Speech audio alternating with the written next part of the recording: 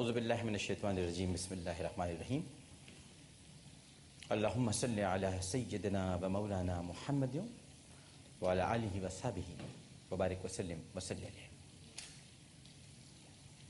پاکستان میں موجود تمام ہی ناظرین کو، پاکستان سے باہر بھارت متحدہ عرب امارات، تمام خلیجی ریاستیں، مکہ مکرمہ، مدینہ منورہ اور وہاں سے آگے تمام یورپی ممالک، بالخصوص برطانیہ، France, Spain, Italy, Germany, Sweden اور وہاں سے بھی آگے ریاستہائے متحدہ امریکہ، ساؤتھ افریقہ اور جہاں جہاں اس وقت ARY ڈیجیٹل نیٹ ورک کی خصوصی ٹرانسمیشن رحمان رمضان سحر عامر کے ساتھ شہر رمضان سے دیکھی جا رہی ہے، وہاں ٹیلی ویژن سیٹس کے سامنے موجود تمام ہی ناظرین کو انتہائی محبت، خلوص، ادب اور احترام کے ساتھ عامر لیاقت حسین کا السلام علیکم۔ کوئی سونف کھا لو ناظرین، سونف کھا رہا تھا تو ایک دم کیوں مل گیا؟ کھا لی۔ ہاں جی، تو پاکستان میں الحمدللہ آج الحمدللہ اللہ کا بڑا کرم ہے کہ آج پاکستان میں 24واں روزہ اختیار کیا جائے گا اور پاکستان سے باہر بعض ممالک میں آج 25واں روزہ اختیار کیا جائے گا، یعنی پاکستان میں آج 24 رمضان المبارک 1432 ہجری جمعرات کا دن 25 اگست 2011، اور جہاں پر آج 25واں روزہ اختیار کیا جا چکا ہے وہ تو آگے بڑھ ہی رہے ہیں، لیکن ہماری بھی آج افطار کے بعد 25ویں شب ہو جائے گی، یعنی تیسری طاق رات۔ ناظرین کرام، شیخ سعدی بڑے اچھے لگتے ہیں مجھے، ان کے واقعات اور ان کی حکایات جب میں پڑھتا ہوں۔ کبھی موقع لگے تو آپ بھی، بازار میں کتابیں ملتی ہیں شیخ سعدی رحمہ اللہ تعالی کی حکایات یا مولانا جلال الدین رومی کی حکایات، ضرور پڑھا کریں، بڑا دل کو سکون ملتا ہے۔ شیخ سعدی علیہ رحمہ فرماتے ہیں کہ انسان جتنی محبت کا مظاہرہ دنیاوی رزق اور دولت کے لیے کرتا ہے، اگر اتنی ہی محنت، کتنی پیاری بات ہے، دیکھیے آگے کہہ رہے ہیں، اگر اتنی ہی محنت رزاق اور موت دینے والے کے لیے کرے تو اس کا مقام فرشتوں سے بڑھ کر ہوگا، مگر انسان اللہ کے ساتھ کاروبار کرتا ہے۔ شیخ سعدی کہتے ہیں انسان نماز پڑھتا ہے تو اس کے بعد اپنے آرام کے لیے کئی چیزوں کو طلب کرتا ہے، اسی طرح اگر زکوٰۃ دیتا ہے یا حج کرتا ہے تو اس میں بھی نمود و نمائش سے کام لیتا ہے۔ پھر لکھتے ہیں کہ صدقہ و خیرات کرتا ہے تو اس میں بھی لوگوں کی داد و ستائش کا پہلو نمایاں ہوتا ہے۔ اگر انسان یہی عمل صرف اور صرف اللہ کی خوشنودی اور اس کی رضا کے لیے کرے تو بارگاہ الہی میں اس کا مرتبہ بہت بلند ہو جاتا ہے اور وہ نعمتیں بھی اسے حاصل ہو جاتی ہیں جن کی وہ تمنا کرتا ہے۔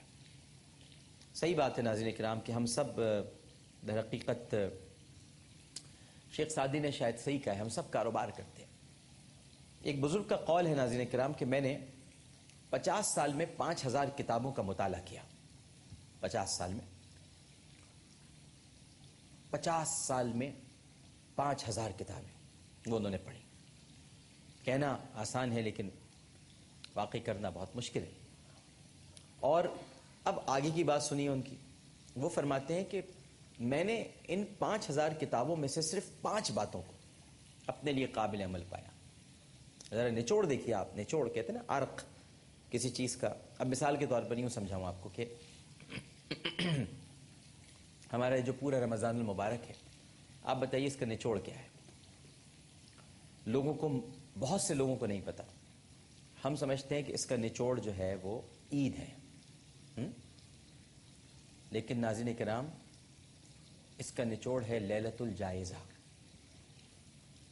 یہ وہ شب ہوتی ہے جو عید کی شب ہوتی ہے، یعنی جس دن عید ہے نا اس سے پہلے جو شب ہے وہ لیلۃ الجائزہ ہے۔